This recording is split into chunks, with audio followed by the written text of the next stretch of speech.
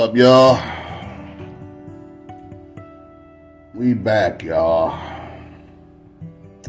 And I'm here to talk about the go along, get along gang. And what I mean by the go along, get along gang, I'm talking about them niggas in all types of genres. Music, Hollywood, sports. You feel me? The weirdos. You feel me? The weirdos to the point that they feel as though they can control, dictate, and manipulate and blackball niggas that's not a part of their weirdo type agenda. You feel me? Just a whole lot of demonic nonsense, you feel me? They rape you, they sodomize you, they take advantage of you, they rob you blind, you feel me? And then they expect you to sit back and just take it. Like a dumbass goof. And this is the part that like really blows me, yo. Like, niggas don't stand up and fight for what they believe in. This is what niggas used to do back in the day. They would protest, they would nag, they would complain, they would get water holes, they would get their ass whipped. They would do all types of stuff when they see stuff that is wrong. You should not have to take any type of money so you can shut up. If somebody has taken your manhood, womanhood, childhood, any type of hood, nigga, you file a police report. I don't understand what is the purpose for a lawsuit, okay? I just don't get it, bro. I remember when I was growing up, yeah, I mean, when criminal acts always taking place, niggas always file police reports. Then, like, as time go on, niggas get booked and get found guilty and all this extra crap. That's when niggas start putting in the lawsuit. It's like now everything is backwards. Huh? Like, I just don't get it, yo. Just like people, what am I looking for? People accommodate losers.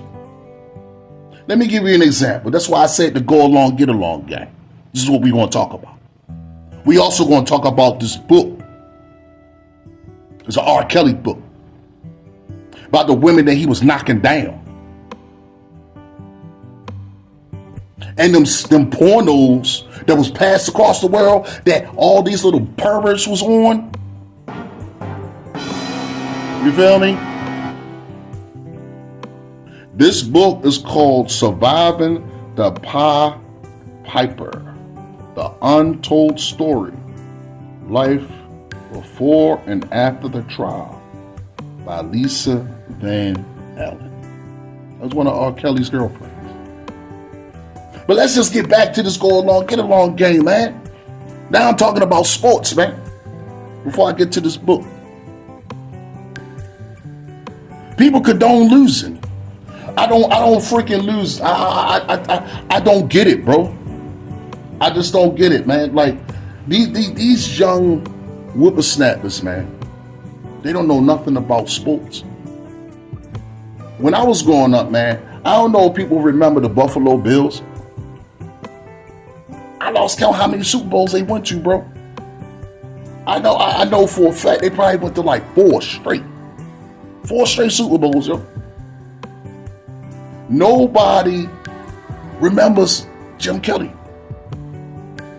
Who remembers Jim Kelly? Can I get any answers? Who remembers Jim Kelly? Jim Kelly was one of the greatest AFC quarterbacks of all time. That was in second place. They came to a Super Bowl.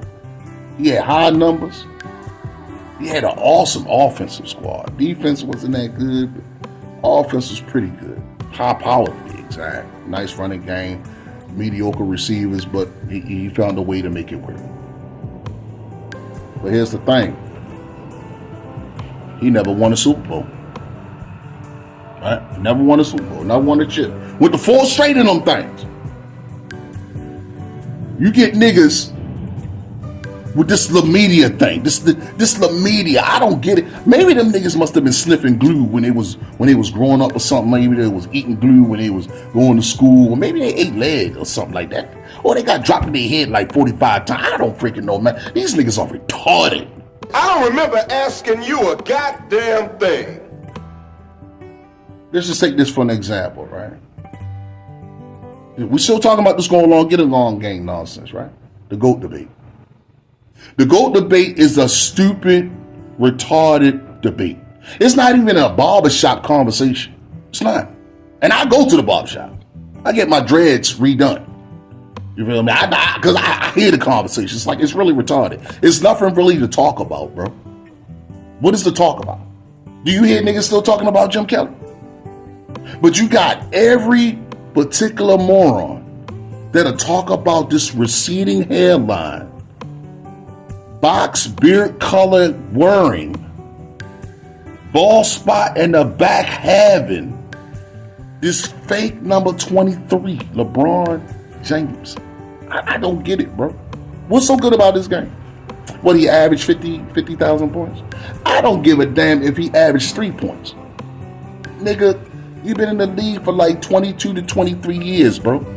Your average is like 20 something, like 25. 25, but you'll score more than Michael Jordan. Help me make it make sense, bro. I looked at your numbers and I looked at LeBron James's numbers. LeBron James' numbers is not even compared to Michael Jeffrey Jordan's numbers. It's not even compared. It's not even compared. Like, if you look at the dominance, like, Michael Jordan was a freaking hawk. He was averaging like 37. LeBron is averaging like, what, 27, 29 now? At the age of 50? Like, come on, dude. Come on, yo, you old as hell. What are you still playing for? I don't get it. Maybe it's Puff Daddy that drilled this in your brain like, yo, if you want something, you can take it. Like he's been taking pussy, he been taking dick, he been taking booty, he been taking everything. He been taking money, he been taking people contracts. I know, I got books on Puff Daddy. I know. This is not even accusations. This is not even acclaimed. These are books that I got. These are books I got on my shelf. Maybe Puff Daddy must have gave LeBron James that particular playbook. Nigga, if you want it, go take it. Bum rush stuff. Get yourself a media crew, bamboozle the whole entire internet. Because the internet is like really retarded. I don't get it, bro. You bamboozled the system. You cheated your way to the NBA Finals by playing with every particular Tom, Dick, and Harry that was in the Hall of Fame, probably the top 100 out of the last since the NBA was even started. You can't be great if you playing with all these Hall of Famers, dude. And then at that, you still rolling with superstar players, and you're still losing. What does that tell you, nigga? You trash. As well as your kid is trash, nigga. Right, face it, bro. You are garbage. As well as your son. You've been trash since you came out of high school. Your son is trash when he was in college, and he is trash as an NBA player or a GB League player. I don't give a damn. You're not gonna poke me like you did that old man that be on ESPN. Yo, sorry, yo. Sorry.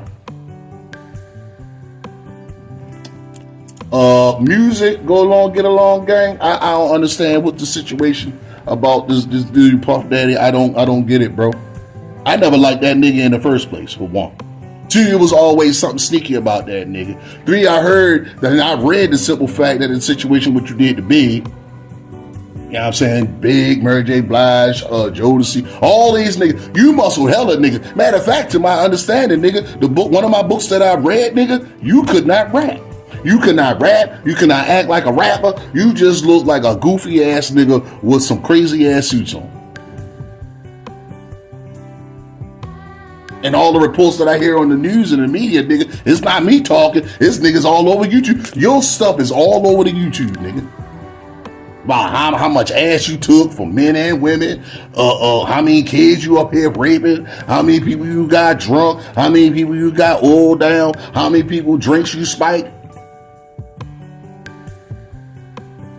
And then at that, you record niggas while you raping niggas. Nigga, how the hell can you sit up here and do all this crazy mess, nigga? Like, how can you sleep at night, my nigga?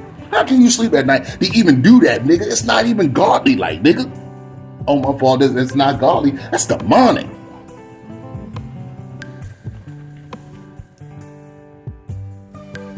I'm pretty sure you and R. Kelly was rolling in the same daggone playbook. I'm pretty sure about that. Because the book I'm about to read to y'all, like I said, man, viewer discretion is advised. It has a lot of disturbing messages in these books that I'm going to be reading and breaking down to y'all. It's going to be a trigger alert. You're going to see a lot of graphic stuff. You're going to hear a lot of stuff that's in this book is crazy, man. It's not me. I'm reading this book to y'all so y'all can know the people that y'all love. Snapping y'all fingers to. Snapping y'all fingers to.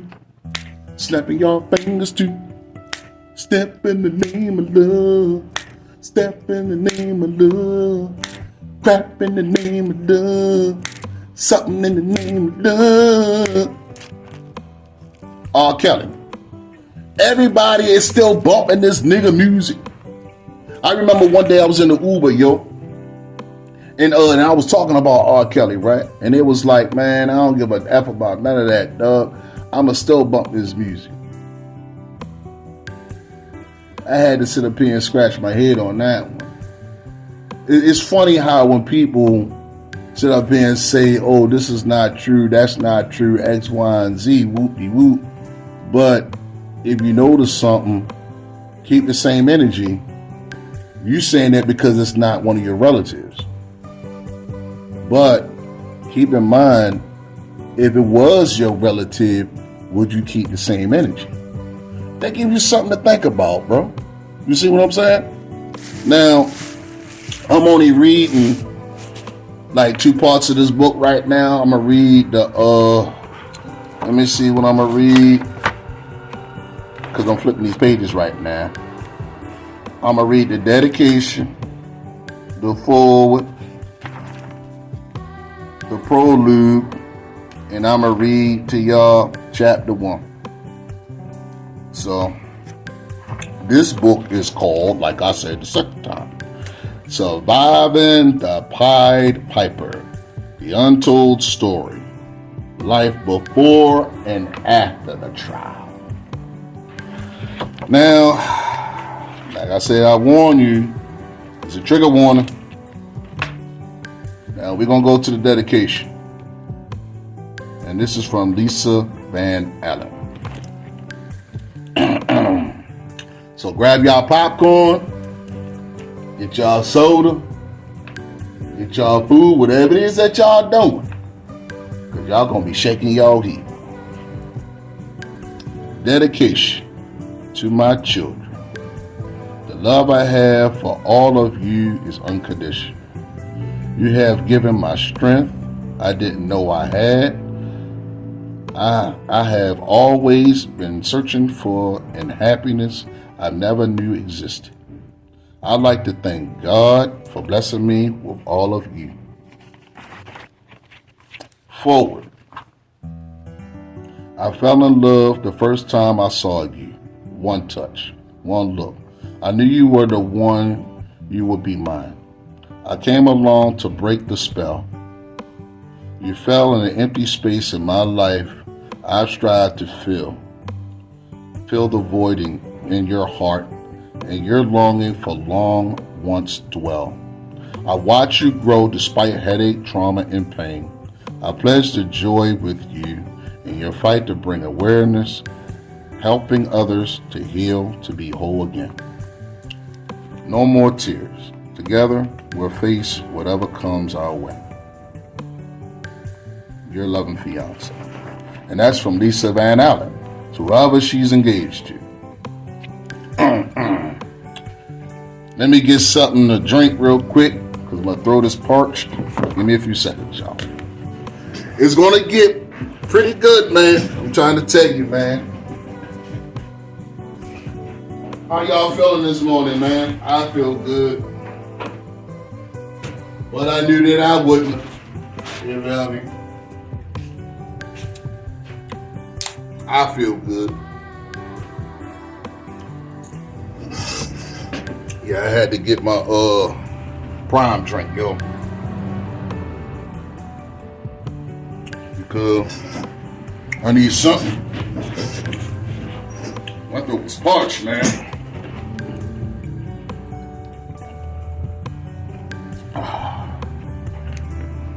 Thank you. Alright, let's get back to the prelude. The means to survive is often not something we naturally have, but situations in life force us to adapt in order to make it through the other side. I guess I can say I started to develop them when I was young.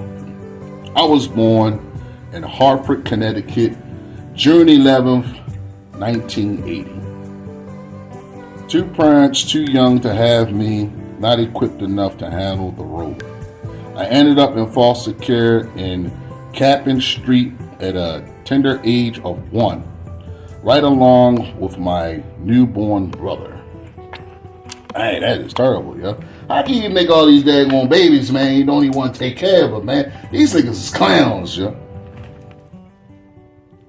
I'm just saying, that's what I'm talking about, man. They up here making these babies, man, don't even freaking want them. If that's the case, man, you either got two choices, man.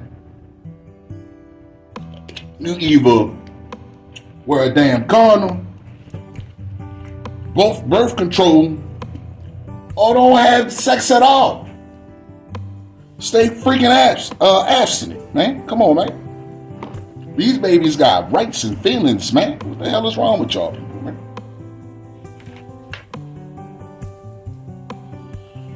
Let's get back to the story, man. I'm getting all in my feelings, man. I don't remember much from my first couple of years there, but I know I must have missed my mom. I never stopped looking for her to come and get me while I was there, even up until the day I was adopted. Miss Wilburn was the person in charge at the time. She had no use for me in my eyes. She could never be my mother or take her place. She knew it too. She resented me for that. When it came to my brother, she was nice and treated him as her own. Because he was a newborn baby, I was one of the youngest kids there. Aside from my brother, the only girl in the house full of boys. However, she made no allowance for me. Let me flip this channel. At age 3 years old, I ran with boys and dressed like them too.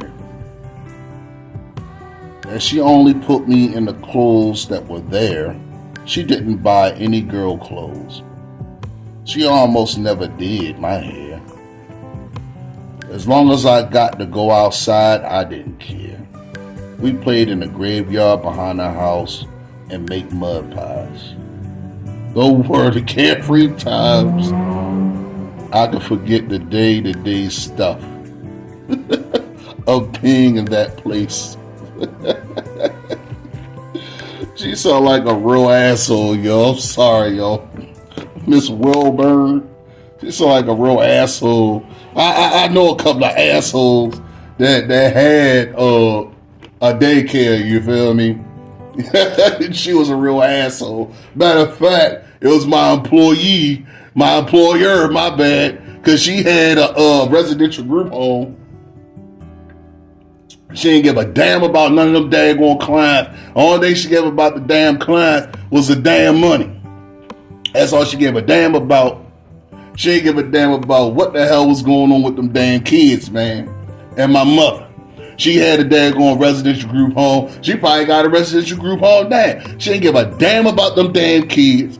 Only thing she gave a damn about is what she can get from the system. And she was using and abusing her own freaking family members, man. And this is why I don't rock with my crazy ass mother. Oh, yeah. You know what I'm saying? This drink is good, man. Now, where was he at, y'all? Miss Wilburn was very strict, with a mean spirit, even though she went to church very often. Big hypocrites. Most of the hypocrites go to church anyway. They don't know nothing about daggone Christ-like situations. And I ain't say nothing about no freaking Jesus. I said Christ-like. We spent all the holidays there at a church. That is just straight abuse.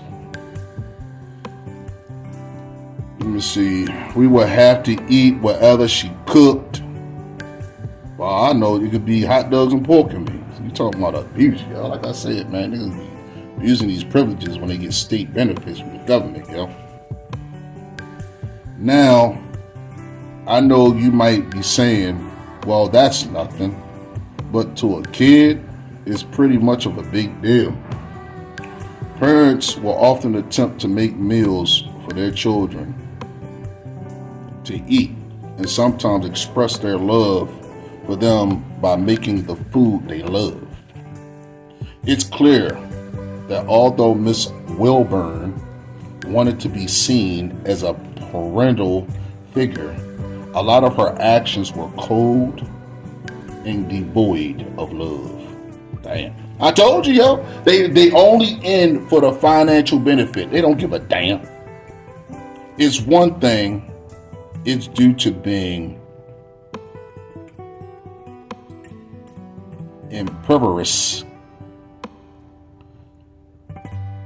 But the other, if they just didn't care enough to consider doing so. Fish with bones in it, it's alright. It's sometimes I don't eat, still to this day. You don't know how to take out the bones beforehand. I would choke on them. But she didn't seem to be concerned. If you were still hungry after dinner, then that was your problem. She never gave any extra snacks to help fulfill your need. There were plenty of times we go to bed hungry, even after having dinner. It became such unbearable after a while that one night I snuck into the kitchen. I can remember the roaches scattering as I turned on a light. I stacked some things on top of each other in order to reach the basket and grab a thing of peanut butter and eat it from the jar. This would do for several nights. However, one night, she got suspicious that someone was sneaking in the kitchen to get the peanut butter. I don't know if I left a mess or left something out of place. But she knew it. I'd never forget the look on her face that night as she made us get up and get out of bed and line up one by one. I could feel the anxiety taking over me, and we were made to open our mouths so I can check. so she can check our breath for peanut butter. I'm right. This is hilarious, y'all. I was scared and trying to sneak the break before she got to me.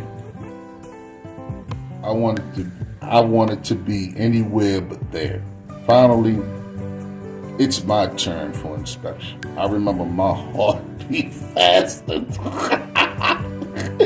I remember my heart beating fast. I can already anticipate the beating later to give. I'm sorry. I can already anticipate the beating she later gave me. I'm sorry. This is crazy, y'all. Because the reason why I say this is crazy because I've been around situations like that.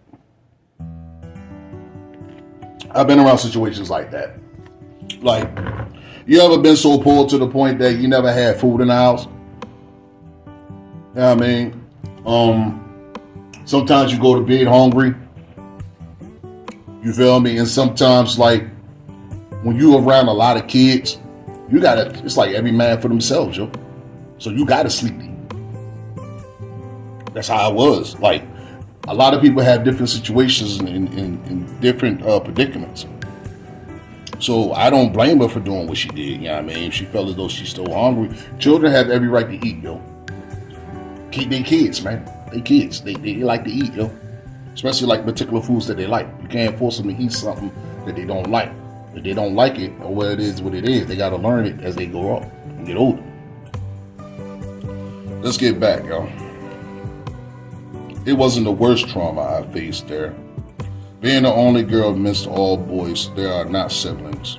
With a little to no supervision is under receipt for disaster, especially with older children in the mix. I can see where this is going at. Some of the older teenage boys used to have friends come over to play basketball. These friends would be the ones that take away my innocence, whatever the hell that means. Let's just see what she's talking about.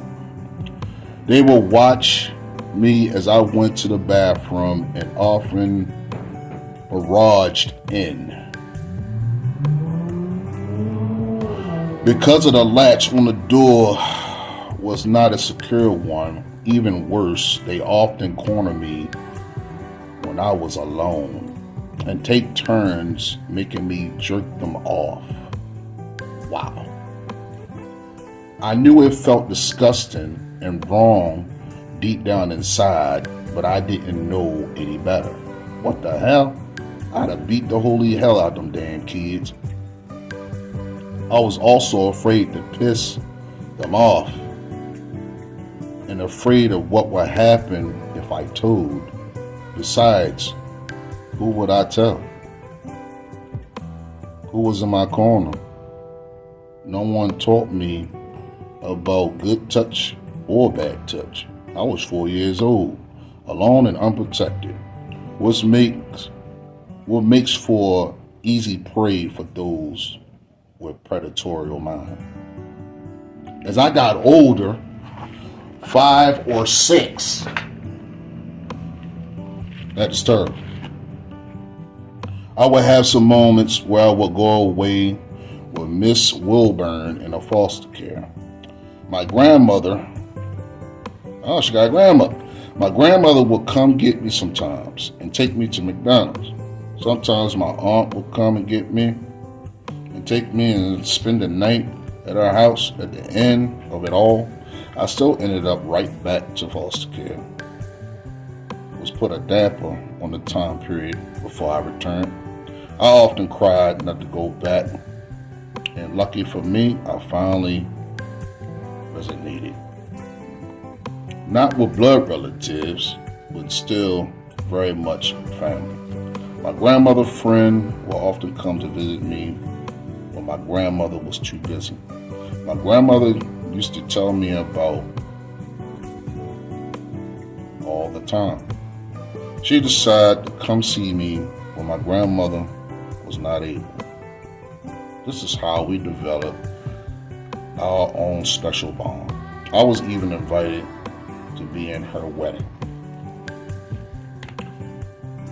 She would be the one to adopt me. That was one of the happiest days of my life. I left that place and I didn't look back. It only hit me later that I had really left my brother behind.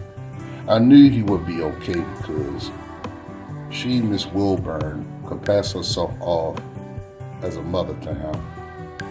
Being that he came to foster care young and didn't know any better.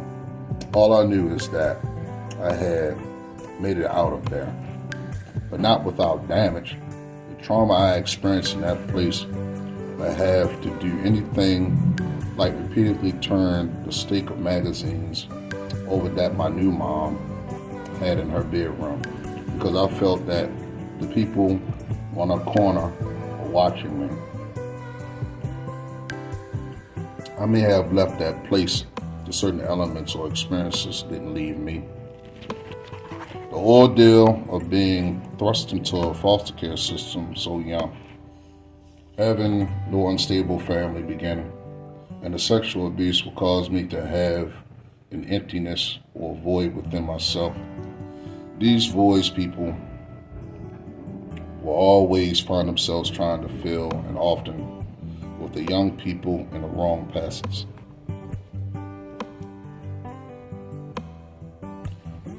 Places. It is those same voids and issues of abandonment that made me vulnerable by those with predatory, abusive, and psychotic type characteristics. The sexual abuse that I've experienced at any early age gave me an early perception that sex was mostly for someone else pleasures. The manifesting will play out in a lot of my relationships, as I forgot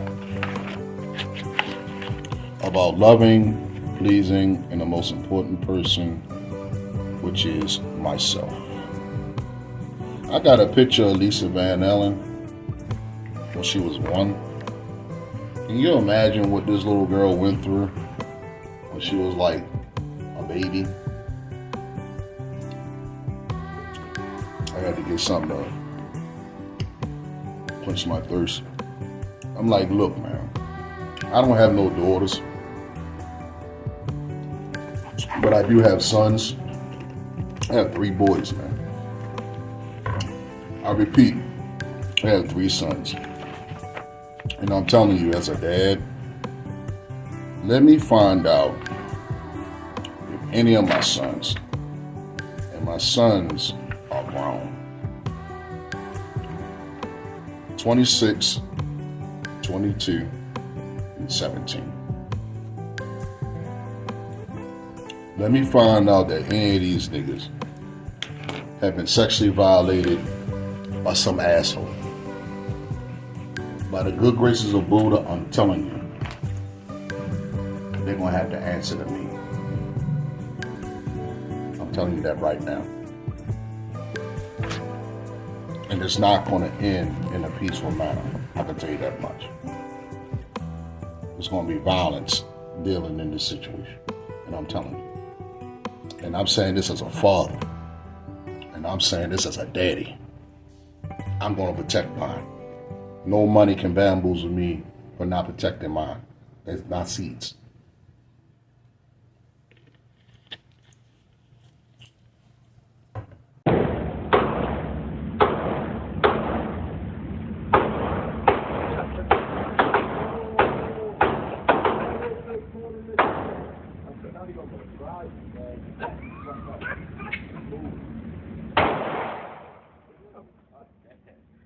If you reach for my chain, I'm going to send your ass to God. Don't ask me about my pieces or you will see Jesus. I'm just letting you know, if you so happen to look at my chain, I'm going to blow your ass off. If you so happen to ask, Grove Hero, can I touch your chain? I'm going to blow your ass off. If you so happen to just stare at my chain, I'm going to blow your ass off.